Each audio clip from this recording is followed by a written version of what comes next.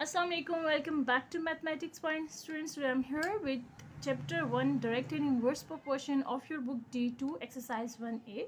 So before directly moving towards the exercise, I request to you kindly subscribe the channel, so you have to keep in touch with me. Now moving towards the question.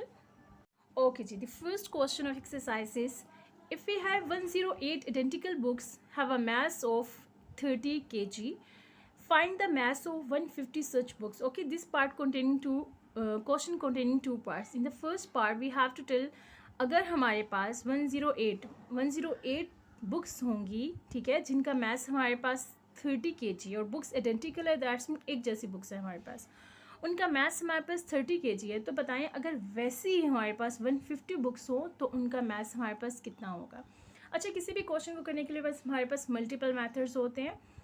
Easiest approach मैं यहाँ पे ले रही हूँ, मैं आपको एक method बताती हूँ. And we have many other methods that is also mention in your books, direct और inverse proportion by using the formulas. So let's move towards the answer. So first of all we note down the data. We have 108 books, ठीक है. The book number of books that we have 108 books mass. So 108 books mass is equal to 30 kg. अच्छा, यहाँ पे आप एक बात note करें, जिसका वेट यानी कि जो सी चीज़ जिसकी हमें डबल क्वांटिटी दी होती है ना, उसको हमेशा हमने लेफ़्ट साइड पे रखना होता है. जिसको फाइंड करना होता है, जिसकी वन क्वांटिटी होगी हमारे पास, उसको हम राइट साइड पे रखेंगे. जिस तरह हमारे पास 108 बुक्स का मैथ 30 kg है, तो हमने बताना है 150 बुक्स का कितना मैथ होगा. बुक्स की हमारे पास दोनों क्वांटिटीज़ हैं कि पहले हमारे पास नंबर ऑफ़ बुक्स 108 था, फिर 105 है, ठीक है. मैथ्स हमारे पास 30 kg है, लेकिन 150 के हिसाब से हमने फाइंड करना है कितना होगा. तो हमारे पास जिस चीज़ को आपने फाइंड करना है ना, आपने उसको रखना है इक्वल के राइट साइड में, और जो आपके पास गिवन डाटा है जिसकी आपके पास दोनों क्वांटिटीज़ है, उसको आप रखेंगे लेफ्ट साइड में. अब अगर हमारे पास 108 बुक्स का इतना मैथ्स है, तो हमेशा जब भी आपको ना किसी भी रैंडम या ज़्यादा क्वांटिटी का मैथ्स फाइंड करना होता है, कुछ भी फाइंड करना हो, तो आपको हमेशा ज़रूरी होता है आपको उसकी वन क्वांटिटी पता हो. वन क्वांटिटी के हिसाब से हम फाइंड कर लेंगे कि जब हमारे पास वन बुक हो तो तब हमारे पास मैथ्स कितना होता है. So one book maths is equal to 30. आपके पास 30 के हिसाब से था. वन बुक के हिसाब से कैसे आ जाएगा, जब आप इस 108 को इक्वल के दूसरी साइड पर लेके जाके डिवाइड कर देंगे, ठीक है. जब हमें एक बुक के हिसाब से मैथ्स पता चल जाएगा, फिर कोई मसला नहीं है, वो आपको 100 बुक्स का, लैक्स बुक्स का, 1000 बुक्स का, whatever they give the figure, we have to just multiply that figure with और आंसर, ठीक है. सो हमारे पास यहाँ पे 30 बुक्स थी और हम वन बुक के हिसाब से फाइंड करें, सो वी डिवाइडेड बाय 108, और हमारे पास जो आंसर है दैट इज़ 0.277 है. आप राउंड ऑफ करके यहाँ पे क्या कर दो, 8 कर दो. Now we have to find out the maths of 150 books. 150 books का मैथ्स फाइंड करना है आपको. 150 को यहाँ पे और इक्वल की दूसरी साइड पे भी मल्टीप्लाई करते हैं, यानी कि 1 के हिसाब से हमारे पास कॉस्ट आ गई. यहाँ पे मैंने दोबारा से फ्रैक्शन के फॉर्म में लिख दिया. आप इसको पॉइंट के फॉर्म में भी लिखेंगे, जो ये फॉर्म है, तो आंसर हमारे पास सिमिलर आएगा. वही 150 आपके पास क्या होगा, इधर यूज़ हो जाएगा, इधर डिवाइड हो जाएगा, मल्टीप्लाई हो जाएगा.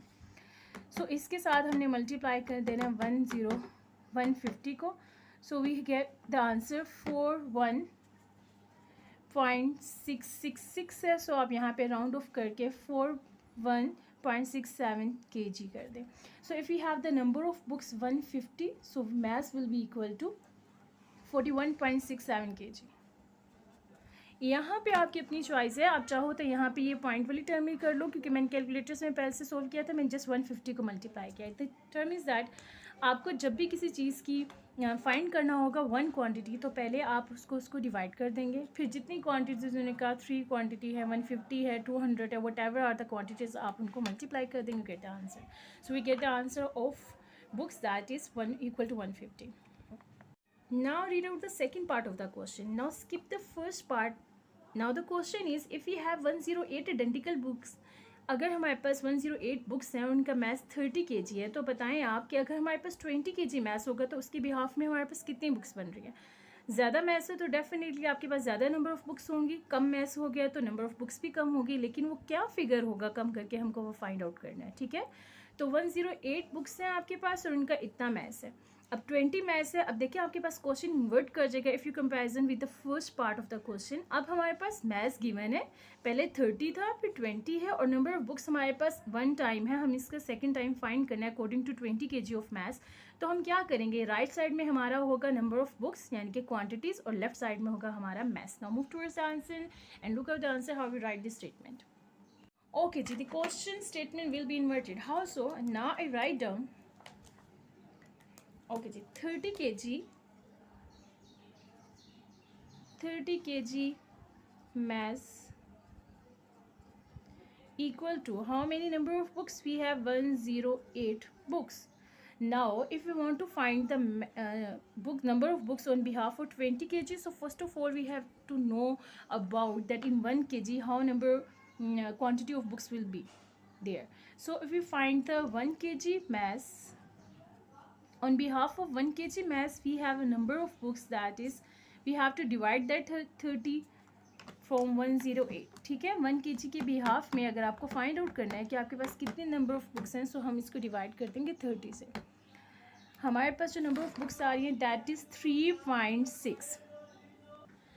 अब हमारे पास कितने kg मैथ्स के हिसाब से फाइंड करना है, हमें फाइंड करना है कि अगर हमारे पास मैथ्स 20 kg हो तो तब हमारे पास कितनी नंबर ऑफ बुक्स होंगी। सो हम 3.6 को मल्टीप्लाई कर देंगे 20 से। जो टर्म आप इधर लिखते हो इसको आपने इधर भी मल्टीप्लाई कर देना। सो हमारे पास जो 3.6 का है इसको हम मल्टीप्लाई कर देते हैं 20 से, यानी कि हमारे पास 72 बुक्स होंगी अगर हमारे पास मैथ्स कितना होता है 20 kg। ठीक है, आपके पास देखिए अगर आप फर्स्ट और सेकंड क्वेश्चन को इसी के फर्स्ट क्वेश्चन के फर्स्ट और सेकंड पार्ट को कंपैरिजन कराएं तो आपको खुद पता चलेगा कि जिस चीज़ को आपने फाइंड करना होता है, जैसा ऊपर हमें नंबर ऑफ क्वांटिटीज़ को करना था कि हमारे पास इतनी बुक्स हैं, तो अब बताएं इसके बिहाफ में मैथ्स कितना है। तो मैथ्स हमारा राइट साइड में आ गया, हमारे पास बुक्स का जो क्वान्टिटी थी जो कि बोथ साइड्स गिवन थी उसको हमने लेफ्ट साइड में रख दिया। उसकी पहले 1 फाइंड की and then after in that जितने नंबर ऑफ टर्म्स उन्होंने कहा हमने उससे मल्टीप्लाई करके वो फाइंड कर लिया। सेकंड क्वेश्चन में वही क्वेश्चन था, फर्स्ट डाटा हमारे पास सेम था, सेकंड डाटा हमारे पास चेंज हो गया। हमारे पास मैथ्स फर्स्ट पहले 30 kg एंड देन 20 kg के हिसाब से प्रोवाइड था। हमको फाइंड करना था कि अगर हमारे पास number of books 30 kg maths के हिसाब से 108 है तो बताएं 20 kg के भी हाफ में कितनी होंगी। तो हमने उसको 20 के हिसाब से फाइंड आउट कर लिया। पहले उसका 1 kg के हिसाब से नंबर ऑफ बुक्स आ रही थी 3.6 and after in that we have to multiply by the 20 and then get the answer. So we have done with the part first. Now move towards the second question.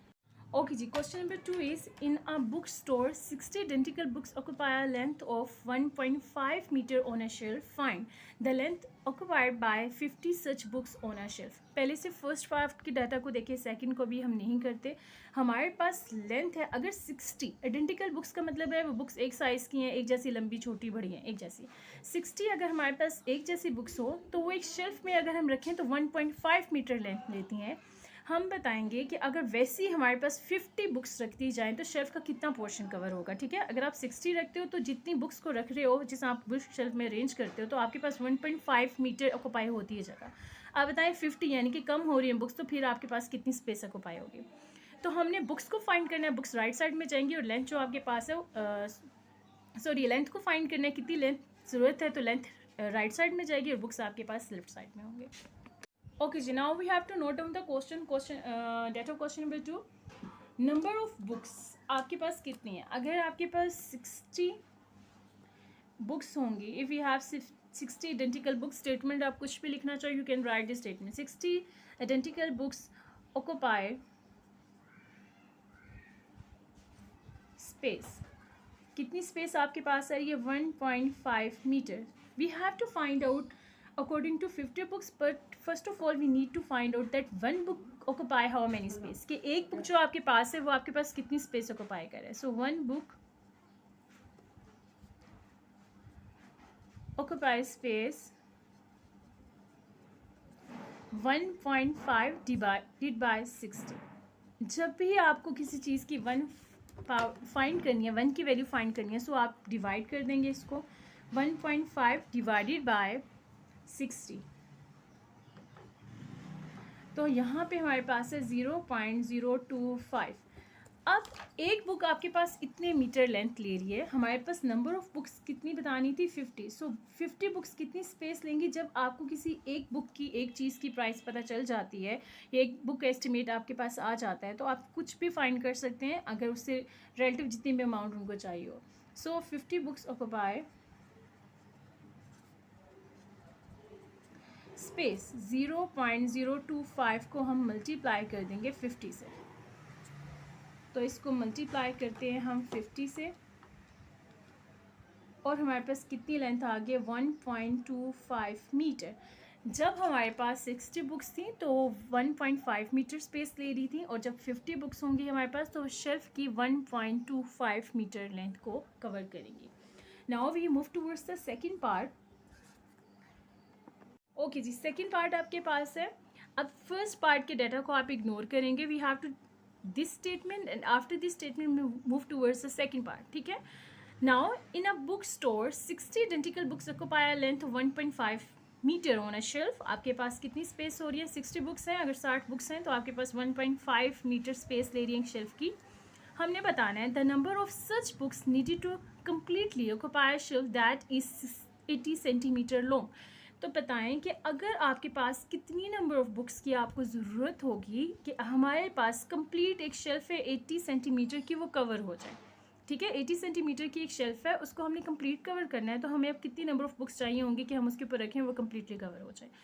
एक चीज़ आप note करें कि आपके पास unit हमेशा same होनी चाहिए, यहाँ पे मीटर में और यहाँ पे सेंटीमीटर में। तो सबसे पहले तो जो 80 सेंटीमीटर है ना, इसको हम मीटर में कन्वर्ट करेंगे और उसके बाद जाके कुछ भी प्रोसेस होगा। सबसे पहले हम लेंथ को कन्वर्ट कर लेते हैं। हमारे पास गिवन लेंथ जो है वो 80 सेंटीमीटर के हिसाब से हमें बतानी है। सबसे पहले तो सेंटीमीटर को मीटर में करेंगे। सो 80 को डिवाइड कर देते हैं 100 से, ताकि ये हमारे पास किस में आ जाए? मीटर में। So 80 divided by 100 that is equal to 0.8 metre. अब हमारे पास ये लेंथ है जो कि हमारे पास यूज़ होगी कि हमारे पास जब 0.8 मीटर लॉन्ग शेल्फ है तो हमें इसको कवर करने के लिए कितनी बुक्स चाहिए। Now we write down the data. अब क्वेश्चन कैसे होगा हमारे पास कि हमारे पास if we have 1.5 metre long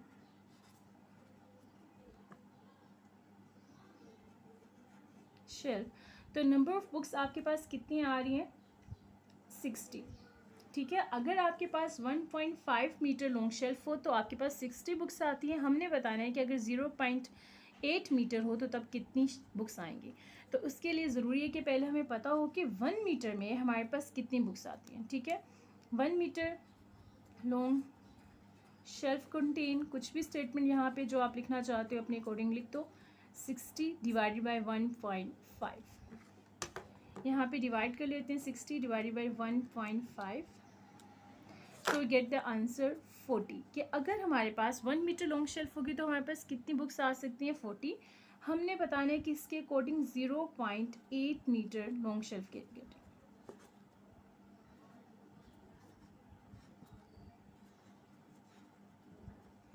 so हम 40 को मल्टीप्लाई कर देंगे 0.8 के साथ। 0.8 के साथ मल्टीप्लाई किया, so we get the answer 32 books आपके पास आ जाएंगी if we have 0.8 metre long shelf. So students, here we done with the part question number 1 and question number 2 of this exercise.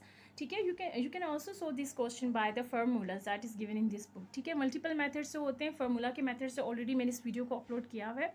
Still अगर आपको दूसरे मेथड से करना हो so you can put your request in the comment sections and kindly subscribe the channel. Take care yourself. अल्लाह हाफिज़।